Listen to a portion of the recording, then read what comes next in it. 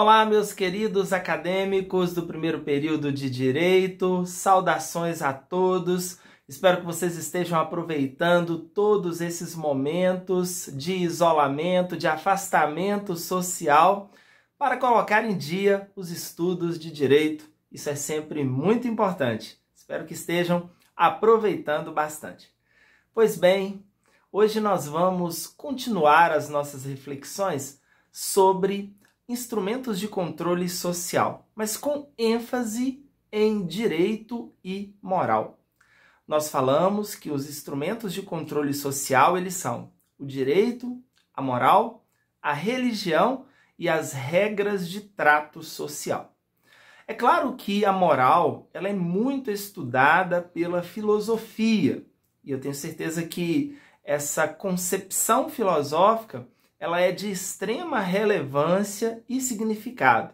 Porém, a nossa abordagem aqui diz respeito à visão jurídica e também atrai essa reflexão para o contexto de uma certa influência da moral na sociedade e, consequentemente, no direito. Então, a nossa abordagem hoje ela é mais específica, voltada para direito e moral, uma temática de muita relevância, seja no contexto da sociologia, seja no contexto do direito e também da própria filosofia, que trata de estudar esses dois fatores de uma maneira mais aprofundada e mais abrangente. A nossa referência doutrinária, Miguel Reale, Paulo Nader e Paulo Hamilton Siqueira Júnior, nossas principais referências doutrinárias. E na nossa apostila, nossa quarta apostila, as páginas 5 a 10, que tratam também especificamente dessa temática. Bem, existe uma frase do Paulo Hamilton Siqueira Júnior, ele diz o seguinte: o direito e a moral são instrumentos de controle social que não se excluem, antes se completam e mutuamente se influenciam. Essa é a frase do Paulo Hamilton, que vem demonstrar a importância dessa simultaneidade de questões morais e jurídicas para a própria sociedade. Então não dá para a gente afastar a incidência dessa repercussão da moral no direito e, consequentemente, nós vamos observar a importância que o direito tem até para as questões do reconhecimento aí daquilo que é moral, ou seja, fazer com que algumas regras elas tenham esse conteúdo que foi influenciado também pela própria moral. Então a gente vai perceber isso claramente aí a partir das nossas reflexões. Vamos pensar em alguns exemplos concretos. Vamos pensar o seguinte: alguém comete um furto ou um roubo. Com certeza vocês vão estudar aí a diferença entre esses dois crimes, né, no contexto aí do direito penal. Mas seja um, seja o outro, com certeza é uma conduta imoral. É uma conduta reprovada pela sociedade. Então, independentemente de ter uma lei dizendo, olha, furtar é crime, roubar é crime. Então, aqui nós temos o direito que traz a norma, mas independentemente disso, nós temos já essa repulsa a essa conduta de furtar ou roubar que decorre de um princípio, de um caráter moral. Um outro exemplo, vamos pensar aí, diante da crise econômica, de uma crise econômica grave, a Assembleia Legislativa ela resolve adquirir veículos de luxo novos para todos os deputados. Será que isso é ilegal? Possivelmente não. desde que seja feita uma licitação, desde que sejam observados todos os requisitos para a aquisição desses veículos, não haverá ilegalidade. Agora, será que isso é moral? Daí dá para a gente perceber que em algumas situações, às vezes o direito não está expressamente consignado no sentido de estabelecer uma norma restritiva, mas a moral ela pode estar presente, tentando definir aquilo que seria a conduta mais adequada por parte das pessoas. Vamos imaginar aí, diante desse todo esse contexto, desse cenário aí da pandemia do coronavírus, utiliza-se um fundo eleitoral de 2 bilhões de reais. Ou o poder público tem um gasto aí de 1 bilhão de reais para realizar as eleições. Isso é ilegal? Não, certamente não. Mas será que há moralidade plena nessa situação? É algo para a nossa reflexão, apenas para a gente refletir. Bem, a moral, ela diz respeito ela se refere a um conjunto de valores, de ideias, de preceitos, de permissões, de proibições que são adquiridos por meio da educação, da cultura, da tradição de um povo, por meio do cotidiano. E que regem a sociedade e que, de alguma forma, orientam o comportamento humano, especialmente no contexto da sociedade, numa certa época, num certo local. Então, basicamente, essa visão que a gente tem aí, da moral. Agora, é importante a gente fazer uma certa distinção entre a moral e o direito. Então, por um lado, nós temos o direito que ele prega, que ele busca sempre a ordem, a segurança jurídica, a justiça, que ele impõe normas de conduta.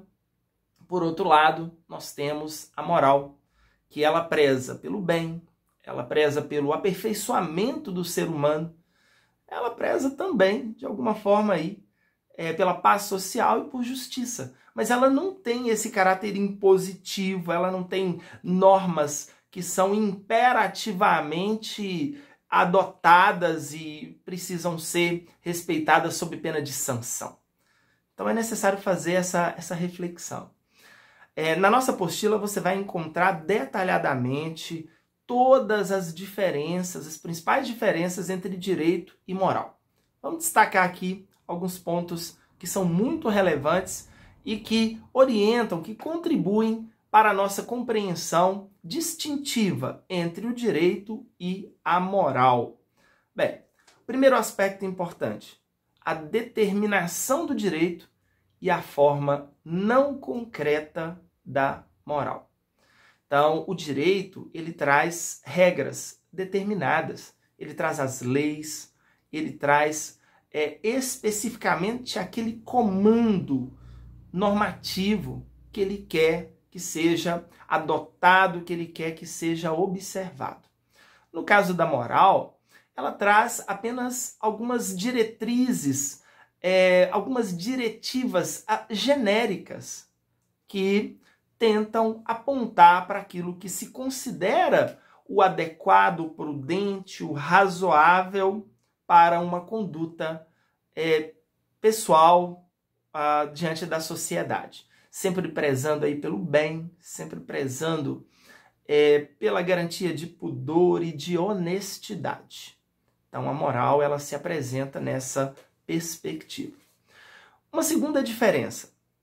O direito ele é bilateral, enquanto a moral ela é unilateral. Como assim? Por que o direito ele é bilateral? Sempre um direito ele corresponde a algum dever. Então, por um lado, a gente tem um direito, mas ele vai sempre corresponder a um dever. A moral não. Ela simplesmente impõe alguns deveres, detalhe, sem sanção, apenas alguns deveres que espera-se que sejam observados por todas as pessoas que vivem naquela sociedade. Essa é uma segunda distinção importante entre direito e moral. Uma terceira diferença é a questão da exterioridade do direito e a interioridade da moral. O direito ele sempre se preocupa mais com as ações exteriorizadas das pessoas. Aquilo que seria reprovado, no caso, juridicamente. Então, a partir do momento que você tem uma conduta X ou Y, ela pode ser caracterizada como um ilícito civil, um ilícito criminal. Então, o direito ele se preocupa com aquilo que é exteriorizado, com aquilo que é real, com aquilo que de concreto é perceptível a partir de ações reais das pessoas. Enquanto que a moral, ela se preocupa mais com o foro íntimo, com aquelas questões que vão ser reprovadas, mas apenas pela consciência das pessoas. Então não vai ter essa reprovação jurídica das pessoas. É apenas uma questão mesmo de consciência. Daí esse aspecto mais de interioridade da moral e exterioridade do direito.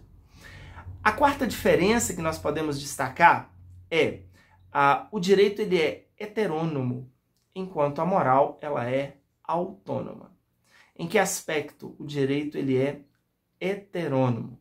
Então, ele está relacionado a regras, a normas, a parâmetros, né, de conduta que representam regras impostas.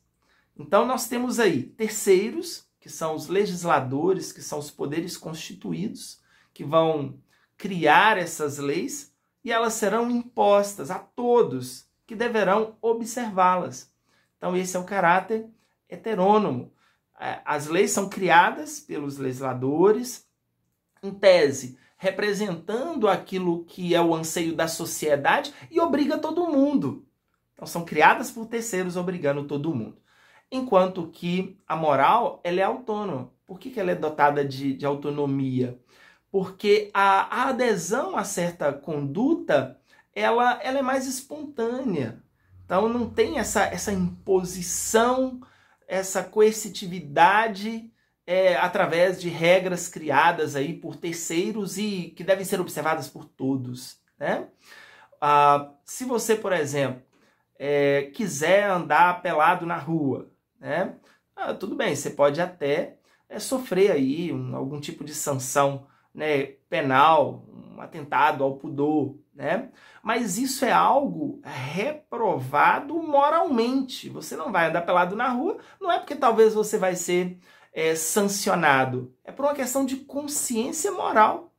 Então, mas é algo mais autônomo. Não tem aquela força coercitiva que te conduz numa conduta positiva ou negativa. Essa é uma quarta diferença. A quinta diferença que nós poderíamos destacar: o direito ele é dotado de sanção e a moral não. Essa é talvez uma das diferenças que mais facilitam a distinção entre direito e moral. Então, o direito ele é dotado de sanção. Há uma coercibilidade do direito e uma incoercibilidade da moral. Ou seja, o direito ele é acompanhado de uma força impositiva para que essas normas jurídicas elas sejam observadas. Então existe sanção. Se você não cumprir, vai ter alguma consequência jurídica. Você pode ser punido, você pode ser preso. Então existem essas sanções. Enquanto que a moral ela é dotada dessa incoercibilidade. Então, no máximo, se você descumprir aí um dever de caráter moral, no máximo você vai ter uma reprovação pessoal de alguém ou uma reprovação social, mas não vai ter essa reprovação jurídica, essa consequência jurídica.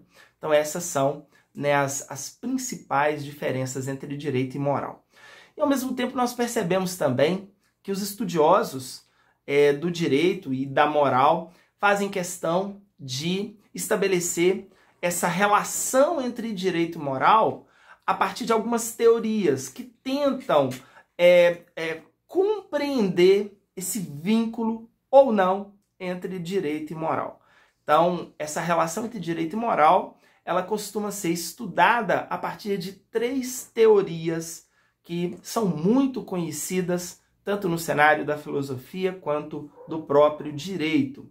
E vocês vão encontrar aí na apostila de vocês toda uma explicação detalhada, inclusive com algumas figuras ilustrativas da teoria dos círculos, que a gente vai rapidamente comentar aqui, mas tem todos os detalhes na apostila de vocês. Então são 3 teorias. A primeira teoria é dos círculos concêntricos. O que seria a teoria dos círculos concêntricos? Ela estabelece o seguinte, que o campo da moral é mais amplo do que o campo do direito. E o direito, de alguma forma, ele se subordina à moral. Essa é a teoria de Jeremy Bentham. Então, ela é ilustrada com um círculo menor que está dentro de um círculo maior. Então, o círculo menor seria o direito. O círculo mais amplo, maior, é a moral. Então, essa é a primeira teoria dos círculos concêntricos. E, de certa forma, ela supervaloriza, né, a moral. Quer dizer, tudo aquilo que é jurídico, tudo aquilo que é direito é moral. Mas nem tudo que diz respeito à moral está necessariamente ligado ao direito. É isso que está previsto aí nessa teoria. E a partir dela surgiu também a chamada teoria do mínimo ético de Jelinek. Ele estudou a partir, né, do próprio Bentham, e ele diz o seguinte, que o direito ele representa o mínimo de moral necessário para que a sociedade viva, de alguma forma, em harmonia. Quer dizer, há necessidade de um conteúdo moral mínimo para que o direito ele seja útil para a sociedade. Essa é a teoria do mínimo ético, que foi, inclusive, que surgiu, inclusive, a partir da própria teoria dos círculos concêntricos. Nós temos uma segunda grande teoria, que é a chamada teoria dos círculos secantes. Através dela, parte do universo jurídico está contido na moral. Porém, há uma parte independente, tanto do direito quanto da moral. Então, são aqueles 2 círculos que se encontram. Uma parte deles se encontra, é como se fosse um 8 deitado, né? Parte se encontra, ou 2 círculos que se unem, né? Sendo que de uma parte fica independente. Então, uma parte deles, a parte central, ele é comum, porém, existe tanto uma parte do direito quanto a parte da moral, que por essa teoria não se comunica. Então, essa é uma teoria muito aceita hoje, né, no nosso estudo.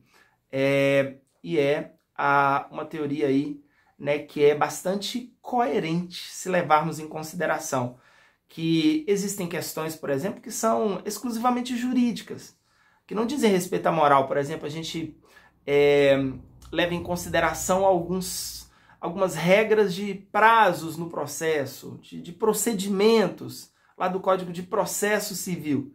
Então, não tem a ver com a moral, é apenas regra jurídica. E tem algumas questões também morais que não necessariamente estão vinculadas a preceitos jurídicos ou que não estão regulamentadas por normas jurídicas. Então, é uma teoria bastante coerente. Agora, tem um outro ponto comum. Existem muitas situações, tanto o direito ele observa preceitos morais, quanto a própria moral ela é influenciada pelo direito. Então, existe também esse vínculo comum. E temos a terceira teoria, que é a dos círculos independentes. E aí diz respeito à teoria do positivismo jurídico, né, do famosíssimo Hans Kelsen. O Kelsen, ele é um jurista e filósofo austríaco que é muito renomado, é uma pessoa aí que influenciou demais no direito mundial, é estudado no mundo inteiro. Então, é uma pessoa que nós temos que ter como referência de estudo. Kelsen, ele sempre foi muito positivista. Para ele, o direito é o que está na lei. Direito é o que está na lei. Então, ele não tem essa abertura para a questão dos princípios. Ele não reconhece nenhum vínculo entre direito e moral. Tanto é que a teoria dos círculos independentes são dois círculos separados. Ela é representada por dois círculos separados. Ou seja, o direito está aqui, a moral está aqui. Então, não necessariamente eles têm alguma coisa a ver, né? E o Kelsen, ele defende exatamente isso, que há uma independência entre o direito e a moral, que eles não se comunicam, que o direito e moral são totalmente independentes. Ele defende que a norma é o único elemento essencial do direito, que a moral não é um elemento essencial do direito, e o direito é o que está na lei. Então essas são as três grandes teorias que, de alguma forma, elas fazem essa reflexão, essa análise sobre a relação entre direito e moral. E para a gente concluir essa nossa reflexão, eu quero apenas destacar que a moral ela contribui significativamente para o direito. Porque no dia a dia, seja no momento da criação das leis pelos legisladores, seja no momento de aplicar o ordenamento jurídico por parte do Poder Judiciário, os juízes, os tribunais, eles sempre vão levar em consideração esses preceitos morais.